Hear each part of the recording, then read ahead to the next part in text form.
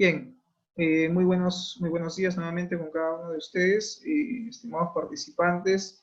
Nos convoca en esta sesión la unidad didáctica Diseño y Evaluación de Proyectos, ¿correcto? Bien, el tema es el comportamiento del negocio. Habíamos visto el día martes, tuvimos nuestra sesión de clase. Y ahora pues vamos a continuar con el desarrollo de la misma, ¿correcto? Por favor, un paréntesis, el tema de su asistencia, no se olviden, gracias. Ok, listo. Entonces, creo yo ya que sin más preámbulo vamos a dar inicio. Tema, comportamiento del negocio. Habíamos ya hablado acerca de ello. La capacidad que se busca es que ustedes aprendan a diseñar, a modelar los procesos de negocio mediante la aplicación de la metodología BPMN, dado que para modelar un proceso de negocio pues utilizamos una metodología y esta metodología debe estar enfocada en función a la administración o gestión de procesos de negocio. Y naturalmente que para poder representar, digamos, un proceso comercial o un proceso de negocio, pues hay que analizar el comportamiento del mismo. Por eso el título de comportamiento del negocio. Cada empresa tiene un comportamiento distinto en cuanto a sus actividades, en cuanto a sus procesos, en cuanto a sus tareas, y por ende, pues, nosotros como especialistas que somos del área de sistemas, cuando tenemos la responsabilidad de implementar un sistema de información, pues naturalmente debemos de proceder a realizar su análisis y por ende identificar cómo es que este trabaja, cuál es, cuál es su forma de trabajo, su metodología, ¿sí? Qué tareas, qué actividades intervienen, ¿correcto? Así como también los stakeholders que intervienen en el proceso comercial o proceso de negocio, las tareas o actividades que se dan dentro del mismo proceso, porque eso básicamente va a permitir hacer un reconocimiento de las actividades como tal. Y por ende, pues hay que representarlo a través de un diagrama para poder entender y sobre todo comprender cómo es que se lleva a cabo dicho proceso comercial, ¿correcto? Y naturalmente, pues, la herramienta de software, en este caso Visagi, específicamente el proceso en este caso de negocio, ¿no? A través de la metodología de PMN, uno pues llega a desarrollar, digamos, a representar cada uno de esos procesos, ¿correcto? Muy bien, vamos a continuar entonces con esta sesión. En la sesión anterior hablábamos que, si bien es cierto, quien analiza el proceso comercial, pues son los analistas de negocio. De hecho, sea de paso, pueden ser desde los ingenieros de sistemas, pueden ser incluso desde cualquier persona conocedora del tema comercial, como por ejemplo, pueden incluir, dice, analistas de los sistemas de negocios, los analistas de sistemas, pueden ser incluso un ingeniero de requerimientos, puede ser un analista de procesos, puede ser un gerente de producto, puede ser un propietario de producto, puede ser un analista empresarial, puede ser en este caso un arquitecto del negocio o simplemente puede ser un consultor. Entonces, en ese sentido, si bien es cierto, los analistas de negocio, pues naturalmente pueden ser cualquier especialista que de una u otra manera nos ayuden a identificar el proceso comercial, analizarlo, entenderlo y naturalmente a poder representarlo, ¿correcto? Entonces, ese es un poco el tema con el análisis del negocio y naturalmente, pues, cualquier persona que de una u otra manera, digamos, quiera hacer un proceso de análisis, tiene que ser una persona que por lo menos conozca cómo funciona el proceso comercial de una empresa, ¿correcto? Muy bien, jóvenes, entonces en ese sentido, teniendo claro ya esa primera premisa, hay que entender que para poder entender el comportamiento del proceso comercial o proceso de negocio, debemos de partir de un punto importante que tiene que ver con el pensamiento analítico y la solución de problemas. Pues naturalmente, si yo quiero analizar un proceso comercial, pues tengo que hacer uso del análisis. Y el pensamiento analítico basado en el pensamiento crítico, pues naturalmente me va a permitir identificar aquellas características propias del negocio, sus actividades, entre otros. Y naturalmente, pues me va a permitir también identificar el problema y poder brindar la solución al problema que se esté presentando en la empresa respecto a algún proceso comercial que sea deficiente, que exista algún problema, que exista alguna carencia en cuanto a lo que es el tratamiento de la información como tal. El pensamiento analítico y solución de problemas plantea que hagamos uso del pensamiento creativo. Naturalmente, pues aquí nos habla de que los analistas del negocio deben ser eficientes al momento de que puedan estos generar ideas innovadoras, puedan generar un enfoque de solución distinto a una solución tradicional que debe estar enfocado naturalmente a algún problema en específico, de tal manera que mediante el pensamiento creativo se puedan generar soluciones alternativas, innovadoras, donde hagamos uso naturalmente de las TI, las tecnologías de la información. Muy bien, como definición podemos decir que el pensamiento creativo involucra pues el generar ideas nuevas o conceptos nuevos, correcto, que ayuden de una u otra manera a encontrar asociaciones o aplicaciones de ideas nuevas o conceptos nuevos, ¿sí? Pero que no deja, digamos, de lado las soluciones o los conceptos ya existentes. En base a los ya existentes podemos mejorar. Estos conceptos deberían ser innovadores y apropiados para la solución. Además, debemos de identificar y proponer sobre todo alternativas. Los analistas de negocio pueden ser eficaces al momento de promover el pensamiento creativo, haciendo básicamente preguntas o cuestionando aquellos procesos que pueden, en este caso, estar dándose en la empresa de forma regular, de forma medianamente, y de repente podamos incluso mejorar lo que ya existe, ¿no? De repente, mira, la empresa ya cuenta con un sistema de información, pero este es deficiente. ¿Podemos mejorarlo? ¿Bajo qué plataforma trabaja? Mira, está trabajando en Visual Basic 6.0. De repente es hora de hacer un update, una actualización. Es hora de hacer una migración de plataforma. Dejemos Visual Basic 6.0. ¿Por qué no pasemos a Java? ¿O por qué no migremos a Python? ¿Por qué no revisemos la solución como tal? De la forma como trabaja este sistema en cuanto al proceso de consultas, en cuanto al proceso de reportes, ¿hay alguna otra forma de sacar la información o de hacer consultas o búsquedas de datos dentro de los reportes? Podemos aplicar filtros, podemos de repente, no sé, generar alertas en el sistema que le lleguen o le notifiquen al usuario o al cliente, dependiendo del proceso que esté analizando. Pues si podemos hacer una actualización, podemos de repente mejorar el sistema que esté actual, pues bienvenido sea, ¿no? Y para eso, pues, hay que ser también un tanto creativos al momento de proponer una solución. Pero claro, esta alternativa de solución, de actualización, tiene que sí o sí estar asociado a alguna deficiencia, que al final, pues, conlleve alguna problemática, porque si también el sistema como tal funciona y no hay deficiencia alguna en cuanto a su funcionamiento, en cuanto a los resultados que este muestra, entonces tampoco hay la necesidad de poder hacer una actualización. ¿Para qué vas a proponer una actualización si el sistema funciona bien? Y más aún, no hay deficiencias reportadas del mismo. Entonces no habría necesidad. Pero si hay deficiencias, de repente algunos datos ellos necesitan visualizar y el sistema actual no los muestra, la pregunta es, ¿se puede mejorar? ¿Podemos hacer una actualización de la versión? O de repente simplemente pasar por un simple mantenimiento o inclusive hasta la reingeniería del sistema. Eso lo van a tener que determinar los analistas de sistemas. Y claro, naturalmente enfocado y en reunión siempre y en comunicación constante con los stakeholders, en este caso con los usuarios o colaboradores.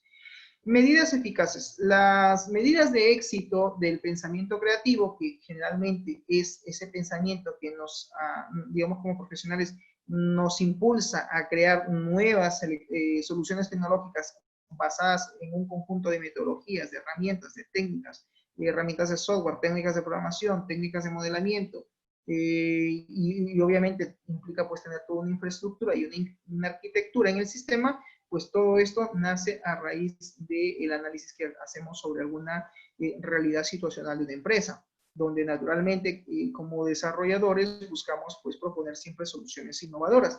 El tema aquí es que cuando este tema pasa a lo que es el área de investigación, pues ahí lo que tenemos que hacer es generar un valor agregado para la empresa como tal, ¿no? Romper, ¿por qué no?, un paradigma. En una investigación se busca eso, romper paradigmas, pero desde el punto de vista de la especialidad de análisis de sistemas o computación informática, pues naturalmente lo que buscamos es crear una solución que sea innovadora, que rompa un paradigma, que cambie una situación de la empresa, que mejore sus procesos, que automaticen sus procesos o que los digitalicen o virtualicen en función a lo que ellos quieren o necesitan. Y naturalmente están aquí los sistemas OLTP o sistemas OLAP que podemos implementar dependiendo naturalmente pues de la situación problemática o las deficiencias que nosotros logremos identificar o encontrar en una empresa. Y naturalmente, pues el pensamiento creativo surge como una alternativa dentro del análisis del comportamiento del negocio como tal. Muy bien, dentro de las medidas eficaces se dice que las medidas de éxito del pensamiento creativo, ¿qué cosa incluyen? Incluyen la generación exitosa y consideración productiva de nuevas ideas. Es decir, lo que se busca es generar ideas que sean innovadoras, que sean exitosas y que de una u otra manera ayuden al proceso comercial de una organización. 2. Aplicación de ideas nuevas para resolver problemas existentes. Pues sí, el pensamiento creativo busca eso, busca generar una idea nueva en función a la resolución de un problema existente.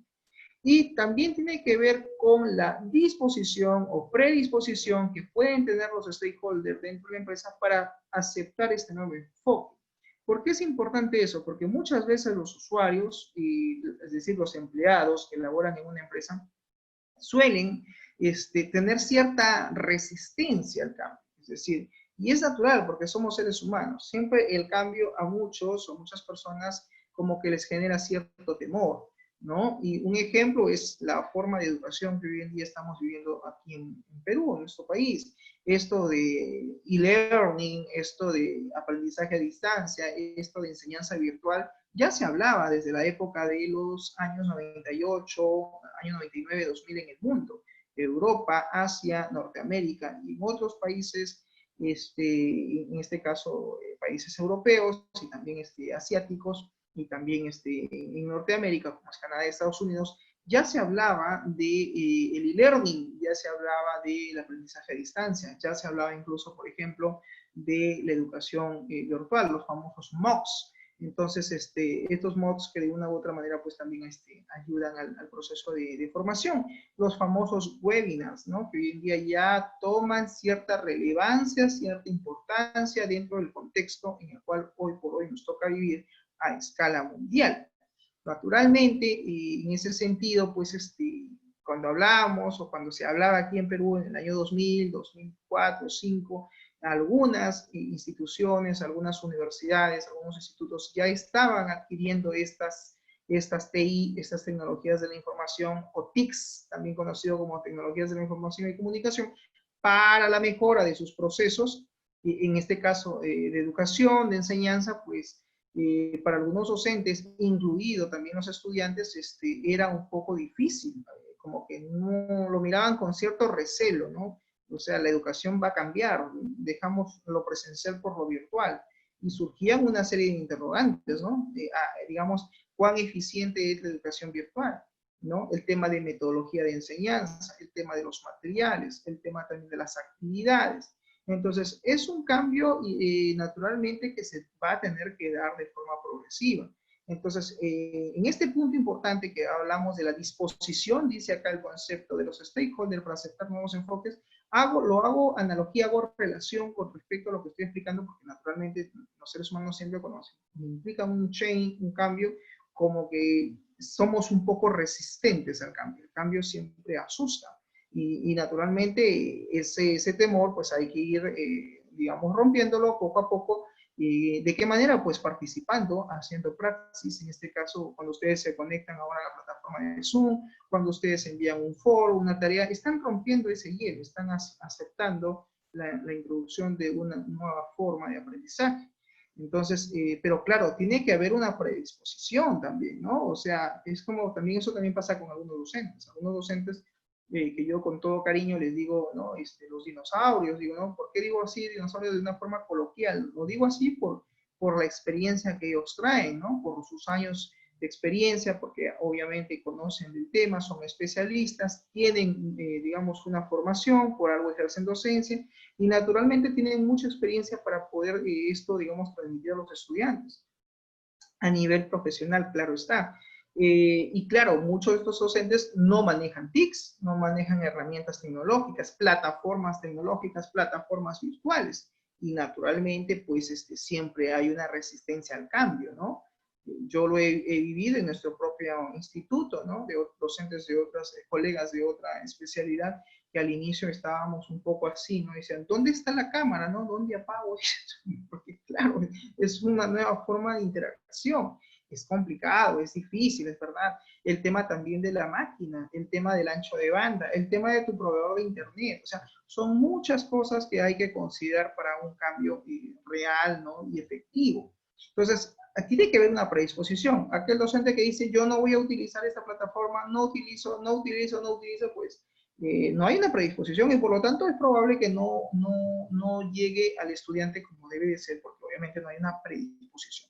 Y lo mismo sucede, por ejemplo, con los estudiantes, ¿no? Dicen, bueno, no tengo internet, que es, obviamente puede ser una limitación, y otros que no tienen internet tampoco quieren. Entonces, hay una doble negativa. No, como que también hay el que tiene, pero no quiere, ¿no? Entonces, ahí hay una sola negación y naturalmente, pues, muchas veces, como dice el concepto, tiene que haber una predisposición. Si tenemos la predisposición o la disposición de hacer las cosas, pues naturalmente lo vamos a hacer, no de forma excelente, pero poco a poco vamos a ir mejorando en el camino.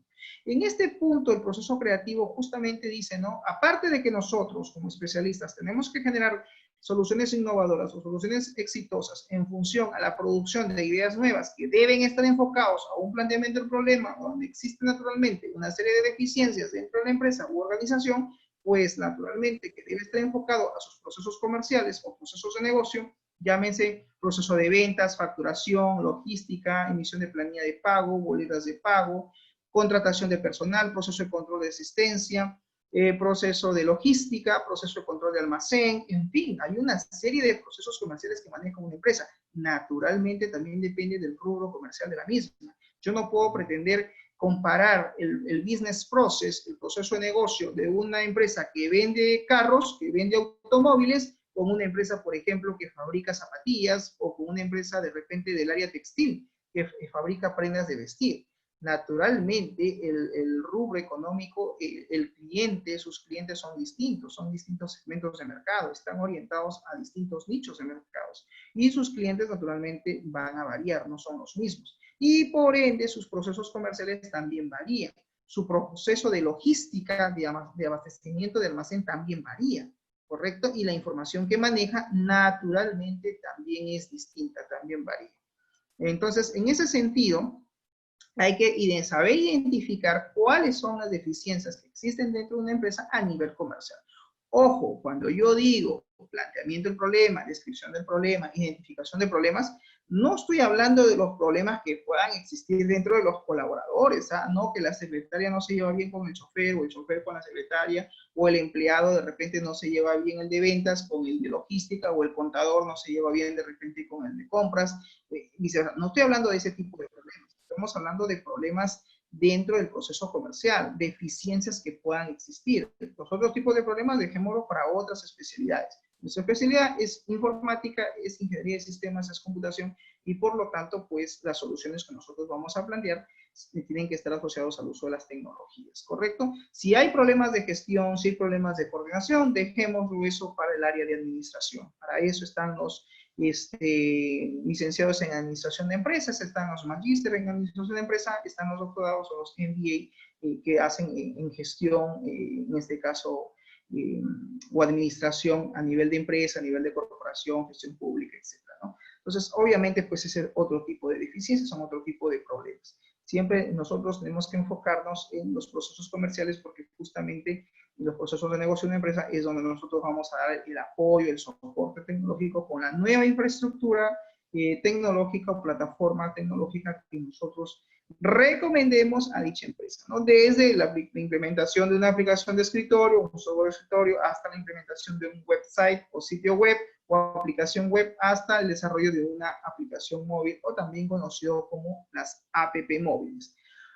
Muy bien, entonces, ¿que tiene que haber una disposición o predisposición de los stakeholders para aceptar este nuevo enfoque? Pues sí, porque si el usuario o el stakeholder dentro de la empresa, o sea, los empleados, los colaboradores, o por qué no, hasta los mismos clientes, tienen cierta resistencia a este nuevo cambio, a esta nueva forma de trabajo que de repente tú estás recomendando ahora, ellos todo lo hacían manual, pues ahora van a usar laptops, por ejemplo, o van a usar tablets. De repente ahora no es necesario tener una laptop, una tablet vía conexión Wi-Fi, uno entra a la aplicación y el empleado puede pasearse por toda la empresa, por toda la infraestructura, por las distintas áreas u oficinas que existan y puede seguir trabajando desde su dispositivo, como en este caso es una tablet. O de repente van a usar una app móvil, de repente solamente usarán sus smartphones, sus celulares.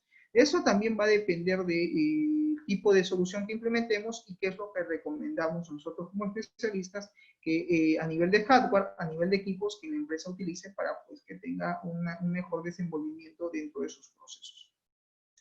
Entonces, a eso se refiere básicamente ese punto que habla de la disposición o predisposición que deben de tener los stakeholders para un nuevo enfoque que debe ser aceptado por ellos. Mientras no lo acepten, pues simplemente nuestra arquitectura o lo que tengamos en mente implementar no es que vaya a ser un fracaso, sino que básicamente no va a tener, pues, no va a cumplir el fin o el propósito con el cual se está desarrollando, ¿no? Y esa tampoco es la idea.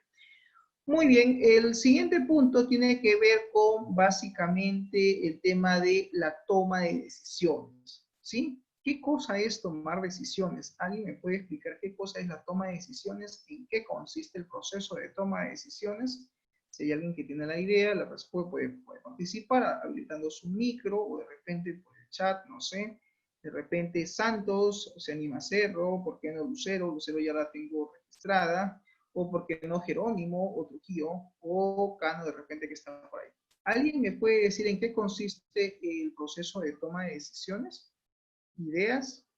¿Alguno de ustedes? ¿Alguien sabe en qué consiste el proceso de toma de decisiones? Ok, Jerónimo. Jerónimo como que quiere levantar nota, ¿verdad? Muy bien, Jerónimo. A ver, veamos. Vamos a leer tu comentario. Dice, es el proceso mediante el cual se realiza una elección entre las opciones o formas para resolver diferentes situaciones de la vida, en diferentes contextos, a nivel laboral, familiar, personal, sentimental o empresarial. Correcto, está muy bien, efectivamente, tiene que ver con la capacidad que tenemos nosotros los usuarios, en este caso las personas, de poder decidir qué es lo mejor, ¿no? El proceso de tomar decisiones naturalmente tiene que implicar el uso de la razón, tiene que ver con el análisis, y el análisis es hacer uso de la razón, es decir, someter a un cuestionamiento racional, o, en este caso de determinado proceso que tengamos en mente y ver cuál es la mejor alternativa de solución o cuál es la alternativa que nos genere el mal menor para poder, digamos, tomar una decisión. El proceso de toma de decisiones en realidad, jóvenes, como dice su compañero Jerónimo, se da en todos los ámbitos, ¿no? Desde la vida misma, dice, a nivel personal, a nivel familiar, sentimental, laboral o empresarial.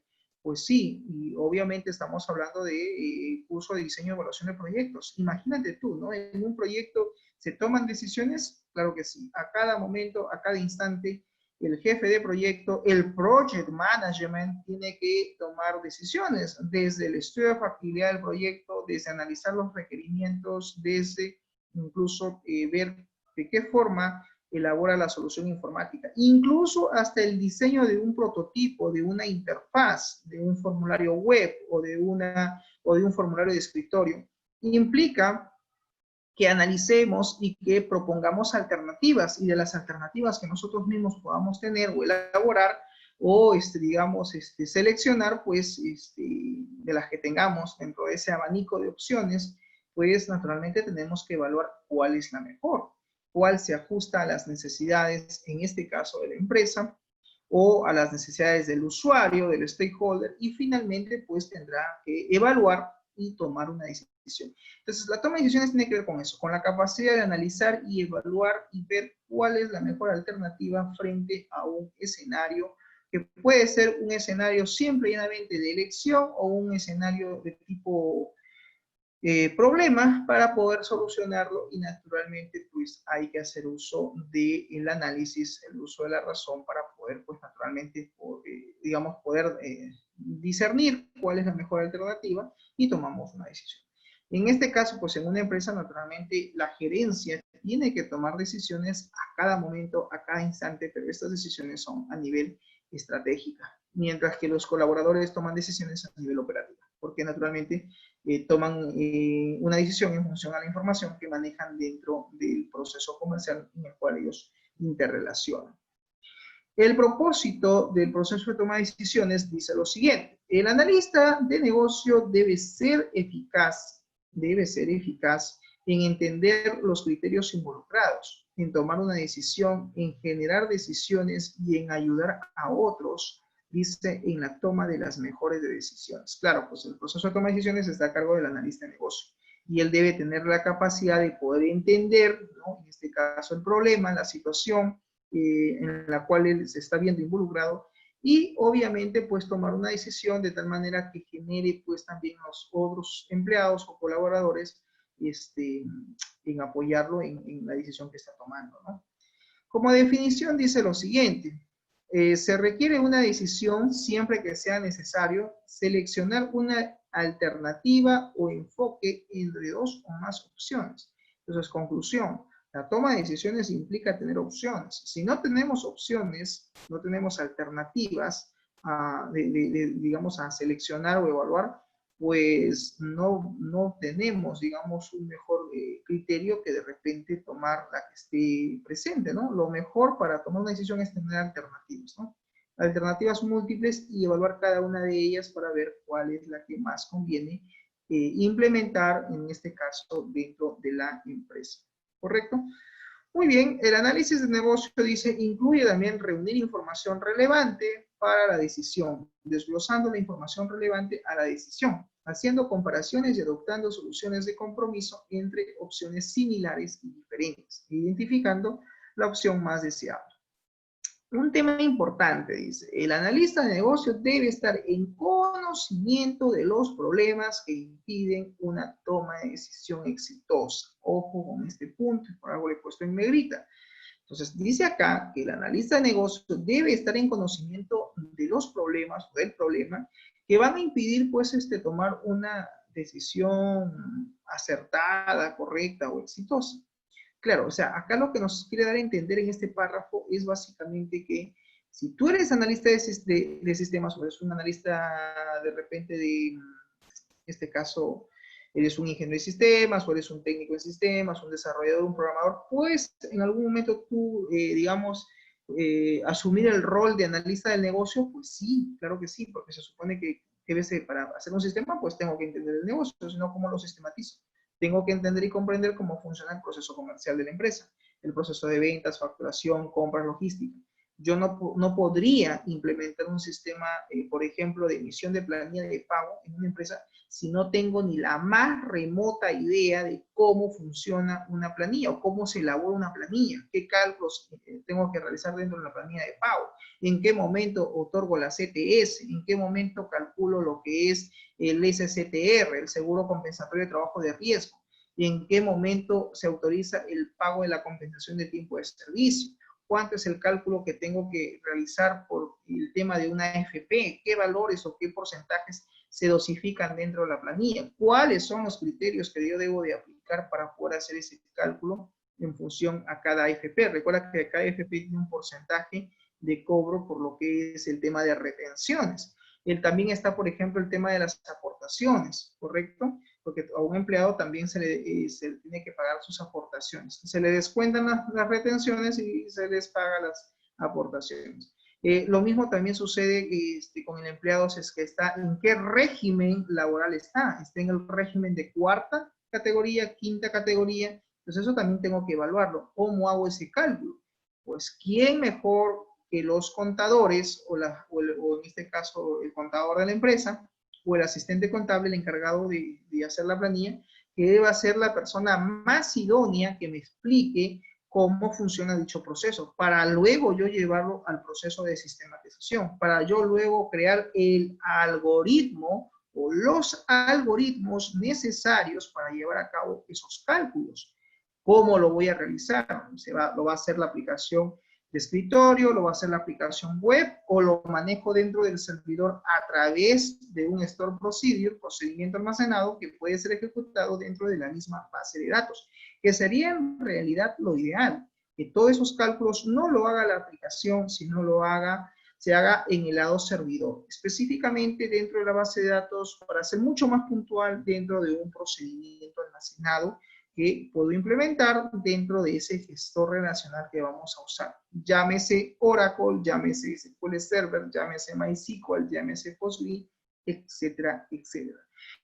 Entonces, el tema es mucho más complejo, ¿se dan cuenta? O sea, no es simplemente decir, ok, voy a hacer un sistema de pedidos, creo mis tablas, y creo mis formularios y ya está. No es tan superficial el asunto.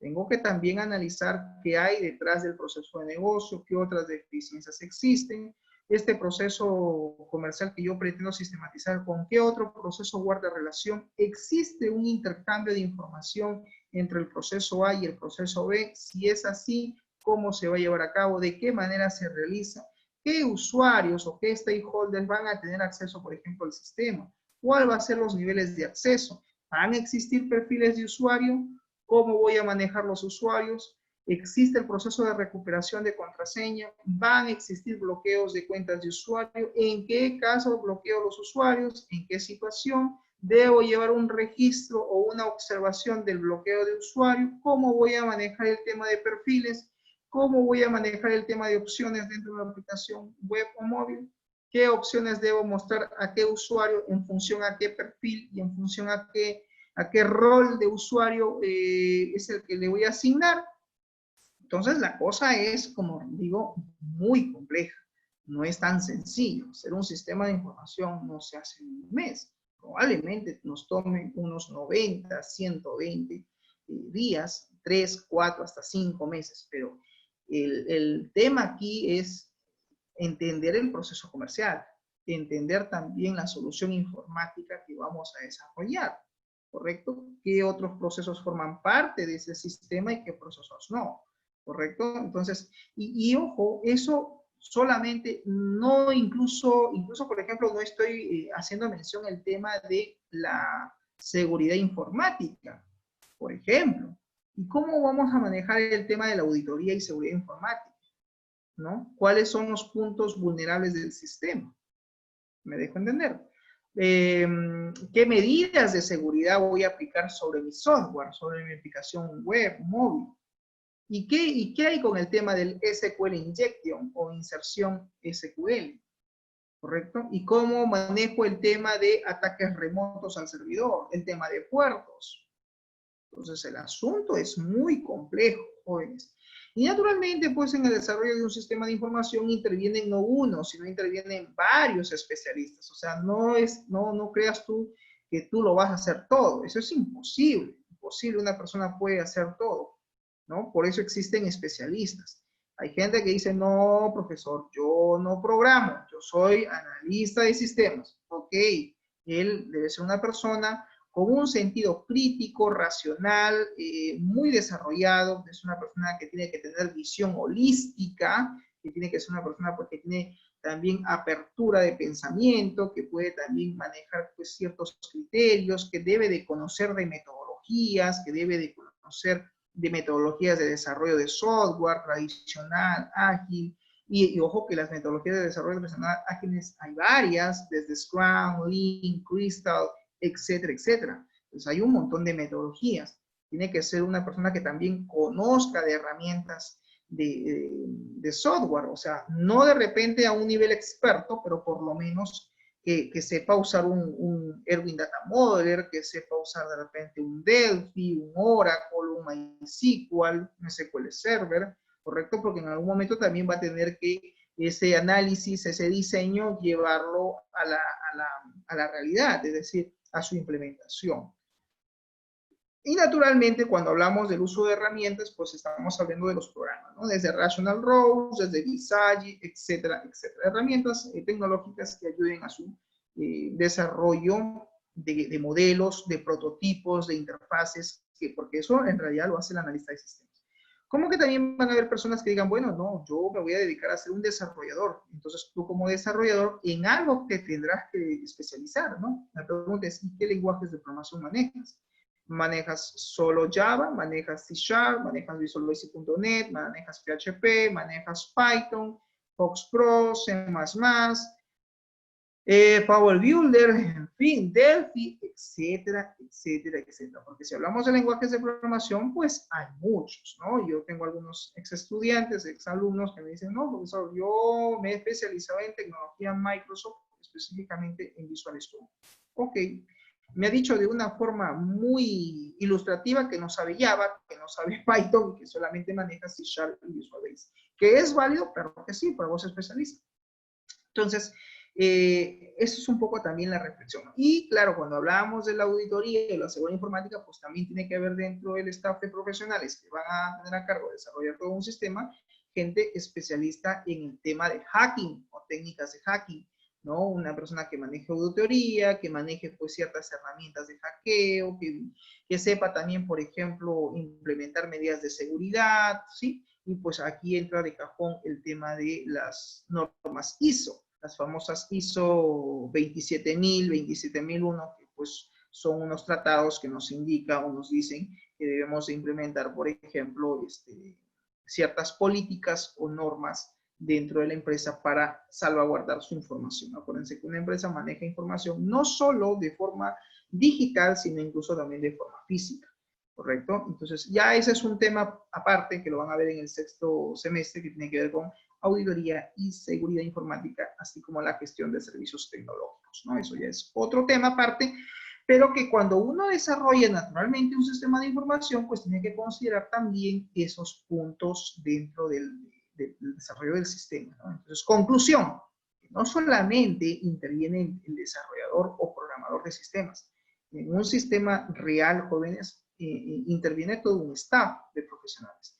Está el gestor de proyecto, está el analista de sistemas, está el DBA, el Database Administrator, están los programadores o desarrolladores. ¿Y por qué, profesora, habla en plural, desarrolladores y programadores? Porque naturalmente, pues, no es una sola persona la que va a programar. Probablemente existan 2 o 3 programadores. Y tiene que haber un auditor de sistemas, que es la persona que va pues, a dar los lineamientos de seguridad y que seguramente tendremos que considerar al momento de hacer un sistema de esa magnitud. Ok, muy bien. Entonces, incluyendo, pues, dice este punto importante que tiene que ver con el analista de negocio, que debe ser una persona que tiene que tener conocimiento del problema, así como también dice que sepa identificar cuáles son las deficiencias que se pueden presentar antes de tomar una decisión que sea acertada o exitosa. Incluyendo, dice, la tendencia a aceptar el primer enunciado del problema, la falacia de costos irrecuperables y la tendencia a darle mayor peso a las evidencias confirman las impresiones existentes. A ver, ¿a qué se refiere, profesor, con este tema? Pues sencillo, que cuando tú desarrollas un proyecto de tipo IT, de tipo tecnologías de la información, pues naturalmente tienes que también evaluar el tema de costos y presupuestos, que es el tema muy interesante que vamos a tocar la próxima semana, por favor, que vamos a ver básicamente el estudio de factibilidad de un proyecto. Este tema ya ustedes lo deben de conocer, no en profundidad, pero por lo menos de forma referencial, porque lo hemos visto en la unidad didáctica Ingeniería de Requerimientos.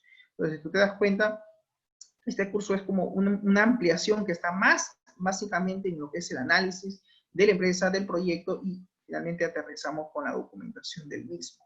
Entonces, en eso se enfoca el diseño y evaluación de proyectos. Es más que todo enfocado a la gestión, si te das cuenta, ¿correcto? Pero dentro de nuestros sílabus toca también ver el estudio de factibilidad, que es muy importante al momento de constituir un proyecto como tal, y ahí vamos a recordar muchos de los conceptos que ya hemos visto con anterioridad. Entonces, en este punto, pues habla de que el analista de negocio no solamente tiene que analizar el problema de la empresa, las deficiencias enfocadas a su proceso de negocio, y que también tiene que ver que esos problemas o esas deficiencias pueden incluso, digamos, influir al momento de tomar una decisión acertada respecto a lo que tiene que ver con la solución o propuesta tecnológica que nosotros queramos implementar. Porque naturalmente desarrollar una aplicación de escritorio versus una aplicación web no es lo mismo. Es totalmente distinto y diferente. Y eso ustedes mejor lo saben cuando aún quieren hacer un sistema en Java. Tú sabes que programar Java Web, Java Escritorio no es lo mismo, ¿no? Tienes que manejar pues código HTML, lenguaje Java, funciones, cómo va a ser el tema del diseño, hay que hacer incluso una especie de mapeo o por así decirlo maqueta, creo que ese es el término de la aplicación web, ¿no? O sea, qué opciones voy a mostrar, el tema de colores, diseño, estilos. El tema también es complejo, por eso es importante que también exista un diseñador web o un diseñador gráfico que también nos digan, más o menos nos asesore cómo va a ser el tema de presentación, ¿no? Porque no solamente, jóvenes, es la funcionalidad del sistema como tal, no solamente es ver de que, ok, el sistema funciona, sí, ok, guardan los datos, sí, pero mira, estéticamente el sistema pues aburre, es terrible, es de repente tétrico, y el usuario simplemente no quiere ni usar el sistema, porque en esa página no hay ni animación, no hay color, no hay nada, ¿no? Son puro una interfaz blanca, tétrica, entonces también hay que ver el tema de, por ejemplo, diseño, logotipo, etcétera, etcétera, que forma parte finalmente de la arquitectura de una aplicación web. No solamente es el funcionamiento, sino también el diseño. ¿Qué nos dice por acá Jerónimo? Tiene que tener un diseño llamativo, pues claro, naturalmente. Tampoco que al punto de que haga llorar o chillar el ojo, ¿no? Porque ojo que aquí también tiene que ver un tema que se llama, no sé si han escuchado el tema de patrón de colores, ¿sí? El tema, por ejemplo, cuando, esto lo maneja mucho la gente de diseño gráfico, ¿eh? Ellos saben combinar colores, ¿no? No es porque, a mí me gusta un verde, me gusta un azul, un fucsia, y le voy a meter todos esos colores en la página web, pues, va a ser pues una cosa que va a irritar la vista del usuario, ¿no? Entonces hay también que manejar el tema de patrones, colores, diseño, ¿no? Para dar pues una apariencia al menos aceptable, ¿no? Como dice Jerónimo, de repente llamativo, ¿no? En nuestra solución. Porque claro, cuando te contratan en hacer el sistema, pues también tienes que vender el diseño, ¿no?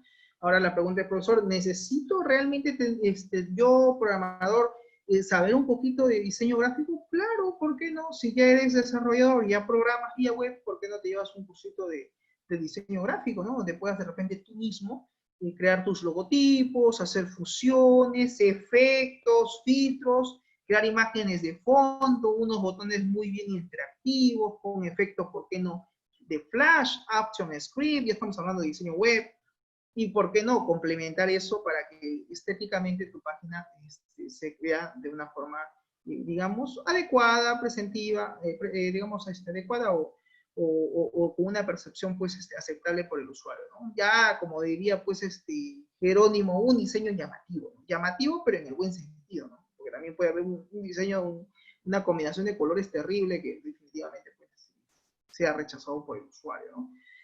Entonces, si tú no manejas el tema de diseño gráfico, puedes contratar a un diseñador gráfico, sí, también, incluso, sobre todo para que nos recomiende con el tema de colores, porque si vas a usar una página web con estilo CSS, ¿quién va a programar esos CSS? Tienes que hacerlo tú, pues no, naturalmente, pero teniendo los patrones, el color, ya tú le buscas por código, ¿no? Y le vas asignando. De repente creas tus propios estilos, o en este caso, pues manejas, por ejemplo, Bootstrap, que son unas librerías, ¿no?, de clases, donde ya están programadas y pueden ser reutilizadas. O si eres de la escuelita antigua, de repente, como mi persona, te gusta programar tú mismo tus estilos CSS, pues también los puedes crear y tú mismo defines tus clases, ¿no? Y las acciones o efectos que quieras dar. Muy bien, medidas eficaces. Dice, las medidas que aseguran el éxito en la toma de decisiones incluyen naturalmente la confianza de los participantes en el proceso de análisis de decisiones, de que la decisión es o no es correcta. También otra medida tiene que ver con la información o alternativas nuevas que causen que la decisión sea revisada nuevamente, sea genuinamente nueva y no simplemente pasarlas por alto. Otro punto dice, las decisiones son eficaces para abordar el problema fundamental. Pues sí, pues obviamente el proceso de análisis para la toma de decisiones es fundamental. El impacto de la incertidumbre y de la nueva información a la hora de tomar decisiones puede ser evaluado eficazmente. Sí, ¿Por qué? Porque naturalmente si va a haber un sistema de información, entonces ¿qué impacto tiene esto con los usuarios, ¿no? ¿Existe incertidumbre por parte del usuario con la nueva aplicación, con la nueva solución? Seguramente. ¿Tenemos que capacitarlos? Obviamente. No podemos pretender crear la aplicación web o el sistema informático y decir, muy bien, el día lunes todo el mundo empieza a utilizar el sistema. Hay que darle un tiempo de prueba, ¿no? Como en todo, ¿no? Miren, ¿saben qué este es el sistema? Vayan interactuando, vayan probando, verifiquen si funciona, no funciona. Si encuentran alguna deficiencia, reportenlo, tomen nota para poder solucionar cualquier, digamos, contratiempo con respecto a la funcionalidad de la aplicación, ¿no? Porque naturalmente también la aplicación no es que se vaya a depurar o que genere un error. De repente hacen clic en un botón o hacen clic en enviar y de repente el archivo no se envía, no se descarga o no se procesa, no se guarda, ¿no? Y cambian de dato y con otro dato sí funciona. Entonces de repente ahí hay un tema de validación o hay datos que están siendo almacenados que no cumplen la lógica del negocio, como por ejemplo almacenar números en un campo donde solamente sean letras. Eso es muy típico, es un error muy típico que veo en las páginas web. El estudiante programa la transacción, a nivel de transacción guarda todo, pero cuando quiere probarlo, digo, a ver en tu caja de texto apellidos, ponle, no sé, Zúñiga 666, ¿no? Y da clic en el guardar y ¡pum! Se guardó. Y decimos, ¿y por qué guardó? Se supone que los apellidos y los nombres solamente guardan letras y no números, ¿no? Salvo que estemos en el año 3000, pues, ¿no? Ahí exista, no sé, pues, no sé, García 17, Daniel 20, ¿no? Una cosa así, ¿no? En ese contexto de repente, pero ahora no, ni hablar, ¿no? O de repente en aquellos datos donde solamente guardan determinados valores, ¿no? Y no puedan existir otros datos. El tema, por ejemplo, también de la validación de la longitud de un dato, ¿no? El DNI debe ser 8, no puede almacenar menos de 8 dígitos. ¿Por qué? Porque así lo dice la regla de negocio, porque así está establecido por la entidad de RENIET, ¿no? O sea, no, nadie tiene un número de DNI superior a 8 dígitos ni por debajo de 8 dígitos, son 8 dígitos exactos, salvo que en algún momento digan, no, ahora van a existir DNI de 10 dígitos, un ejemplo, ¿eh? Entonces ahí sí habría que hacer pues un reajuste en nuestra lógica, en nuestra programación.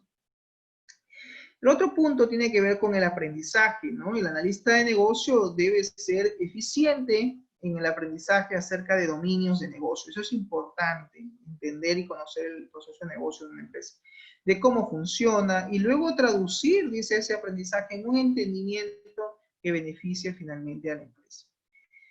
Pero ¿qué cosa es aprender? Surge aquí la interrogante. ¿Qué es el aprender? ¿Qué es el aprendizaje? Pues el aprender es el proceso de obtener conocimientos, dice, o habilidades. Y un analista de negocio debe ser capaz de describir su nivel de comprensión del dominio de negocio y ser capaz de aplicar ese nivel de comprensión para determinar qué actividades del análisis se necesitan para poner en práctica pues frente a una situación dada. Una vez que el aprendizaje acerca del dominio alcanzado dice el punto donde el análisis esté completo, pues el analista de negocio debe ser capaz de sintetizar la información para identificar oportunidades de poder crear soluciones nuevas, ¿correcto? Evaluar, pues, si esas soluciones van a asegurar de una u otra manera que van a ser eficientes y eficaces para la empresa. Medidas eficaces. Pues una de las medidas de un aprendizaje exitoso, pues incluye el acuerdo con los stakeholders sobre los modelos, sobre el análisis, que describan pues un dominio eficaz del mismo. O sea, debe haber una cierta aceptación por parte de los stakeholders de la empresa. Identificación de problemas o asuntos relacionados de múltiples áreas en el dominio. Siguiente, asimilación rápida de la información nueva a dominios nuevos. Y naturalmente el siguiente punto pues tiene que ver con la solución de problemas. El analista de negocio debe ser eficaz para definir una solución frente a una situación problemática, frente a una realidad problemática, ¿no? Lo que se busca pues, o lo que se busca a través de la intervención del analista de negocio, pues que este sea un digamos, moderno solucionador de problemas, con el fin pues de asegurar que el problema real, fundamental, realmente esté siendo atacado, ¿no? Esté siendo, digamos, erradicado, ¿correcto? Y que la solución que se aborde pues sea realmente verdadera, una verdadera solución al problema identificado. La definición, pues, de un problema, ¿qué cosa es? Pues implica asegurar que la naturaleza del problema sea claramente entendida por todas las partes. Profesor, no me queda claro cuando usted dice que debe de ser entendida por todas las partes. Pues debe de ser entendida no solamente por los stakeholders, sino también por los especialistas de sistemas. Porque, ojo, y hago aquí un paréntesis, no es lo mismo que el proceso de negocio solo lo entiendan los empleados, pero la persona que va a desarrollar el sistema, pues no tiene claro cómo funciona el proceso como tal o qué deficiencias existen en el proceso. Tiene que quedar claro, porque si es un analista de sistemas, todo lo que haga probablemente no esté cumpliendo los requerimientos del usuario. Acuérdense que acá hay un punto importante, que antes de hacer el proceso de sistematización interviene lo que se llama el análisis de requerimientos de usuario. Pero antes del análisis, pues tiene que haber una identificación de esos requerimientos. Y para poder identificar esos requerimientos de usuario, pues tengo que aplicar técnicas como, por ejemplo, las entrevistas, reuniones de trabajo, aplicar encuestas, etcétera. Alguna técnica que yo considere pertinente, hasta incluso la observación. La observación también es una técnica, y un analista tiene que ser un buen observador, tiene que tener la capacidad de poder observar el problema, entenderlo y comprenderlo para poder plantear la solución. Si no le queda claro cómo lleva a cabo el proceso contable, cómo se lleva a cabo el proceso de cálculo de una planilla, cómo se manejan el descuento, las tardanzas, cuál es el cálculo matemático que hay que hacer, o qué funciones o fórmulas utiliza el área contable para hacer ciertos cálculos en los estados financieros de esa empresa, entonces, ¿cómo pretendemos que todo ese proceso manual que es pesado, que se hace a través de una calculadora y que lo hace el contador, pues cómo finalmente esto se va a hacer a nivel digital, a nivel de un sistema? Tiene que entenderlo el analista de sistemas para que elabore pues el modelamiento, el diseño de la arquitectura del sistema de información, y naturalmente pues pueda esos requerimientos que han sido analizados y han sido ya diseñados, trasladarlo a los otros especialistas, ¿no? Por ejemplo, el DBA, el Database Administrator, ¿qué hace? Implementa la base de datos en función al modelamiento que hizo el analista de sistemas, porque por algo es analista. El DBA solamente mira el diagrama y dice, a ver, ok, ¿y qué hace? Codifica, ¿no? Create database, ¿no? Alterteo, y empieza a hacer todo el proceso algorítmico en SQL o de repente en algún otro gestor de base de datos, pero usando el lenguaje de SQL, porque acuérdate que el lenguaje de programación en este caso es SQL, el que se utiliza, ¿no? Al margen de la herramienta tecnológica o el gestor de base de datos que se esté utilizando, ¿correcto? Muy bien, dice entonces acá lo siguiente: los objetivos deben de ser satisfechos, los objetivos que serán satisfechos una vez que el problema esté resuelto. Claro, pues no, si ya el problema finalmente fue resuelto, entonces los objetivos quedan claros, quedan establecidos, se han cumplido. Y estos, en este caso se necesita, dice, ser claro y específico, ¿no? Al momento de desarrollar una alternativa de solución. Las alternativas, pues, son medidas en relación con los objetivos para determinar cuál solución posible es la mejor e identificar las decisiones de compromiso que pueden existir entre las soluciones. El analista de negocio debería tener conocimiento, dice, de una serie de técnicas de solución de problemas que puedan aplicarse. Y ojo, lo pongo incluso en negrita. O sea, esta persona que va a desarrollar el papel, el rol de analista de negocio, tiene que ser una persona pues con el suficiente conocimiento, tiene que manejar ciertas técnicas de solución de problemas, porque si no, ¿cómo plantea su solución? Profesor, ¿significa que incluso para identificar un problema hay también técnicas? Claro, claro que sí. ¿Han escuchado, por ejemplo, ustedes la técnica del pescado, creo que se llama, o la técnica V, que es para solucionar problemas? ¿Sí? Hay técnicas que permiten analizar la causa y los efectos de un problema, por ejemplo. Y en investigación, pues, quien hace tesis sabe de este tema, porque por algo es un investigador, ya ha aplicado estas técnicas, ha tenido que leer alguna metodología para poder llevar a cabo toda pues su documentación, ¿no? Por eso, jóvenes, ustedes, para que hagan su investigación, tienen que leer, conocer adecuadamente el problema de su investigación, ¿no? saber la empresa, conocer los procesos, ¿correcto? Entender de qué trata la problemática. Y lo más importante, ¿qué es lo que el usuario requiere? O sea, finalmente, ¿qué quiere el usuario? Lo que el usuario quiere lo vas a saber, digamos, plasmar a través del análisis de requerimientos del usuario. Y ahí viene, pues, el documento de licitación, que recuerdo en esa oportunidad García me llamó y me decía que quería que yo le pase el modelo. ¿Qué modelo te voy a dar? El modelo de licitación, no hay modelo, tú plantea tu modelo, tú eres analista. ¿Ah? Cuando yo les pido una tarea de elabore modelo de licitación, básicamente es un documento donde tú plasmas el problema y vas analizando los puntos que te pide pues en la solución, ¿no? Cada uno propone una alternativa, ¿ya? Entonces, digamos que eso se maneja de esa manera. Medidas eficaces. Las medidas de un proceso exitoso, de una solución de problemas, ¿qué cosa debe de incluir? Pues debe de incluir confianza en los participantes en el proceso de la solución de problemas y que la solución seleccionada pues sea la correcta. 2.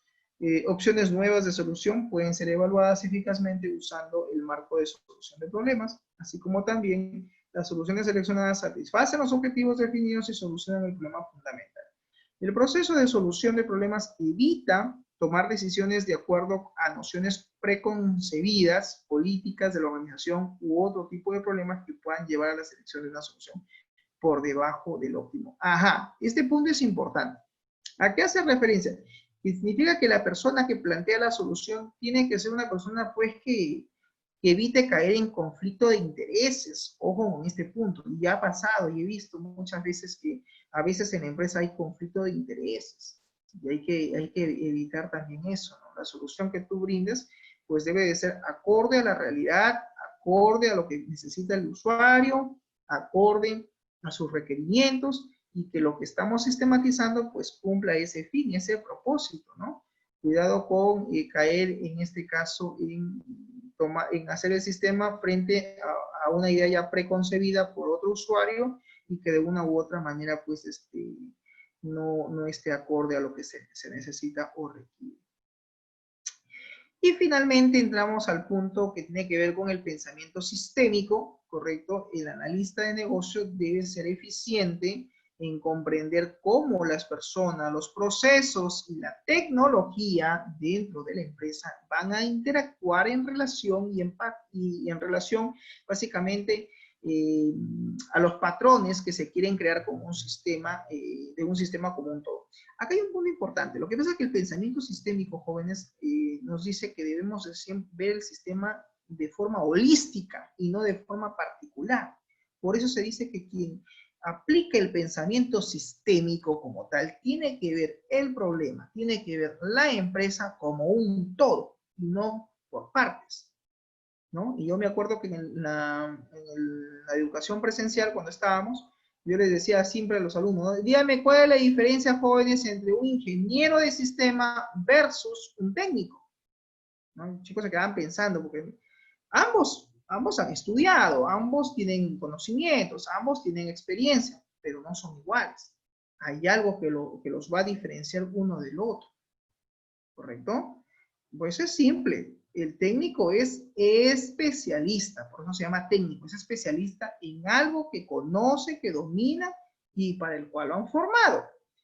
El ingeniero, a diferencia del técnico, debe ser una persona que debe contar con los suficientes conocimientos, ¿correcto? Para que pueda, pues, finalmente plantear una solución. Más que todo es que el ingeniero tiene que ser una persona que debe tener visión holística, es decir, debe ver siempre el problema a nivel general y no a nivel específico. Ver causas, efectos, ¿correcto? Y consecuencias de lo que se va a hacer. O sea, analiza todo el sistema como tal. El especialista no, el especialista lo han llamado solamente para que haga la base de datos y como él es DBA va y crea la base de datos, punto, no interviene más. Entonces, naturalmente, pues un ingeniero tiene una formación distinta, ¿no?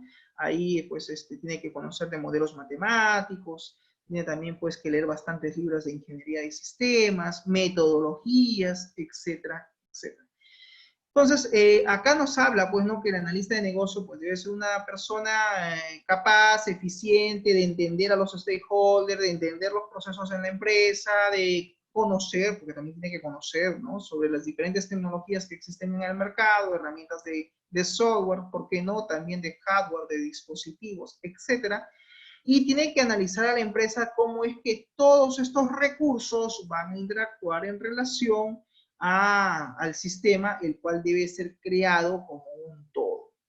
Analizado y creado como un todo, ¿no? Por algo, digamos, no podemos fraccionar el sistema por, digamos, por partes, ¿no? La persona tiene que ver que la solución que se va a crear, pues, tenga un efecto finalmente para toda la organización, ¿no? ¿No? De qué manera va a influir, va a repercutir en la labor de la empresa. Realmente hay una reducción del tiempo en el proceso de emisión de pedido, cuando antes se hacía manual y ahora ya está sistematizado. Realmente el sistema cumple ese objetivo, entonces ahí hay que analizarlo, ¿no? Muy bien. Finalmente dice, la teoría de sistemas y el pensamiento sistémico sugieren que el sistema sea tratado como un todo, pues va a depender también de las propiedades, los comportamientos y las características que van a emergir en este caso de los componentes del sistema, los cuales no son predecibles. Dice, parte, dice, de una comprensión de componentes aislados. En el contexto de la teoría de sistemas, y básicamente en el término sistema, es más amplio que un sistema de tecnología de la información. Pues sí.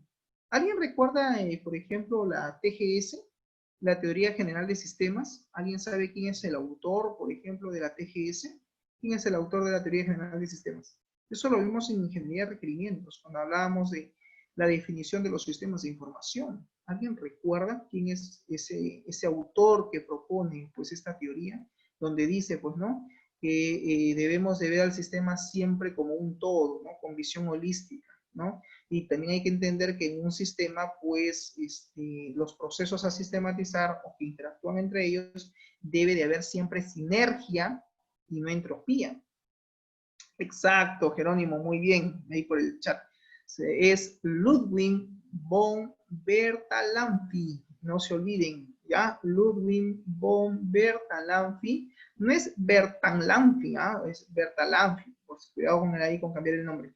Pues este autor incluso no es un ingeniero, es un biólogo. Imagínate, un biólogo que propone la teoría general de sistemas, ¿no? Y parte justamente de su estudio que él hizo sobre las células, ¿no?, en los animales, especialmente me parece que fue en las ranas, y pues plantea, ¿no?, la teoría unicelular y cómo es que esta, pues, tiene la capacidad de dividirse, etcétera, etcétera. Y es una teoría interesante porque al final se ha aplicado en los sistemas de información. Entonces, imagínate, ¿no? No siempre quien aporta una especialidad tiene que ser de la especialidad, ¿no? Puede partir con una idea que luego está en el tiempo va tomando peso y hoy en día, pues, hablamos que, bueno, la teoría general de sistemas habla de que existen dos tipos de sistemas, ¿no? Los sistemas blandos, los sistemas duros, ¿no? Los sistemas en cuanto a su naturaleza, por su constitución, ¿no? Que algunos son físicos, abstractos, bueno, etcétera, etcétera. Eso es un tema más amplio. ¿Quién habla, profesor, del pensamiento sistémico? Pues Peter Senge. Peter Senge propone, pues, el pensamiento sistémico a través, por ejemplo, de su libro La Quinta Disciplina. Si alguien puede leerlo, léalo, para entender un poco más sobre el pensamiento sistémico. Es un libro muy interesante que habla, pues, de que cómo es que una empresa debe de ser analizada, ¿no? De forma sistemática, debe de estar articulada a sus procesos, etcétera, etcétera. Es un tema muy amplio que sería bueno también que lo revisen, ¿no? Si es que quieren aprender un poquito más del tema.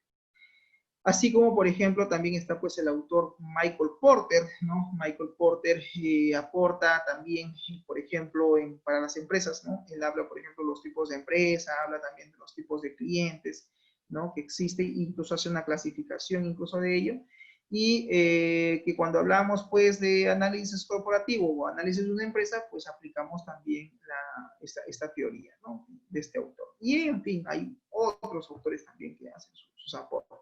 Por ejemplo, a nivel de base de datos, ¿no? Si tú quieres aprender a modelar una base de datos, pues estás obligado a leer a Edward Frankot, ¿se acuerdan? Edward Frankot.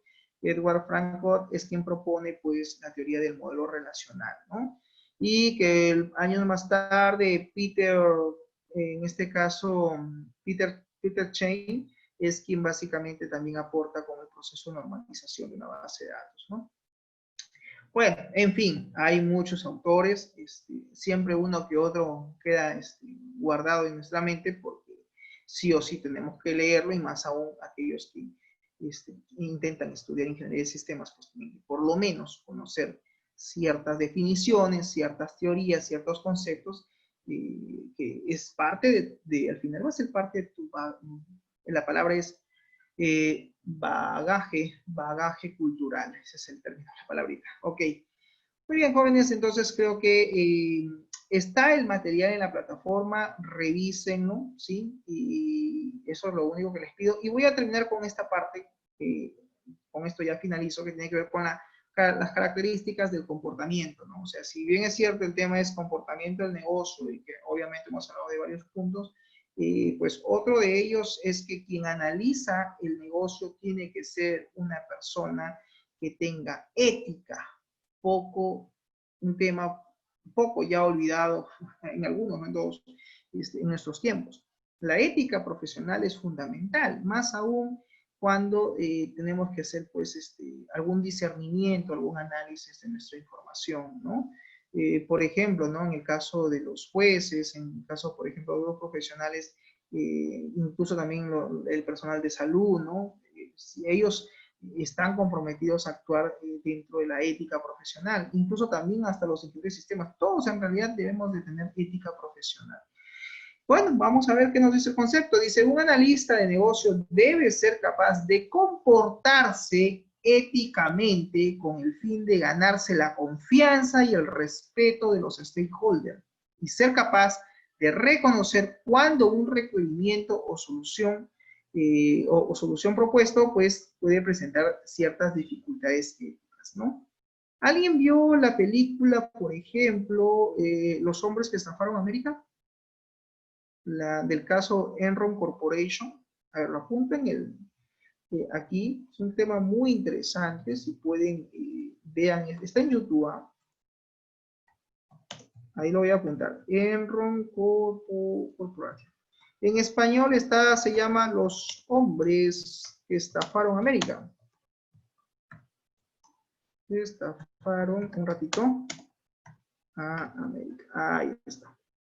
Si pueden, véanlo en algún rato libre que tengan. En realidad no es una película de ficción, ojo. Es una película del mundo real, un caso real que pasó en Estados Unidos en la época del 2000 al 2001, cuando hubo la quiebra financiera. No sé si ustedes recuerdan, cuando cuando recién hablábamos de los famosos bonos económicos que había en Norteamérica, donde muchas, incluso hasta Citibank, cerró operaciones en Estados Unidos en ese entonces, porque fueron estafados, más de una entidad financiera fue estafado por Enron Corporation. Era una transnacional que tenía pues una serie de empresas, ¿ya? Y estafaron a muchos clientes, usuarios, incluso a sus propios trabajadores. Bueno, no les comento más para que lo vean, veamos. Es una sinopsis de 2 horas más o menos, caso real, documentado. Y ahí entra justamente el tema de la ética profesional, el tema también de los sistemas de información, ¿sí? Es un tema muy, muy interesante. Si pueden, véanlo para que entiendan un poquito, y eso también es parte de su proceso de que aprendan, ¿no? Cómo es que se daba o se dio en esa situación el tema de la importancia o relevancia que tuvieron los sistemas informáticos para poder contribuir a esa mega estado, ¿no? Bueno. Muy bien, jóvenes, entonces nos vamos a quedar por ahora en este punto, ¿sí? El tema del día de hoy. Revisen el material, hay foros, hay tareas que enviar, por favor, dense un tiempo, resuelvan. No sé si hasta aquí hay alguna pregunta, alguna consulta, alguna duda, observación, aporte, no sé. Pueden activar sus micros o en todo caso por el chat, yo igual los leo. Y si no hay ninguna pregunta, en todo caso, damos ya por finalizada nuestra transmisión y sin más que desearles un excelente fin de semana. Sí, seguramente Lucero ya colapsó. Ya, Lucero está en ETL, ya se ha quedado en la ETL. Ok, jóvenes, bien, nos vemos, cuídense, un abrazo, tengan un buen fin de semana y traten de enviar sus trabajos. Aquellos que me den tareas, ya saben, envíen, aunque sea destiempo, pero envíen. Igual se les va a considerar, no será sobre 20, pero se les va a considerar. Muy bien, su asistencia también será. Nos vemos. Buen fin de Luego, semana a cuídense, buen fin de todos. semana y avancen todo lo que puedan. Nos vemos, chau, chau.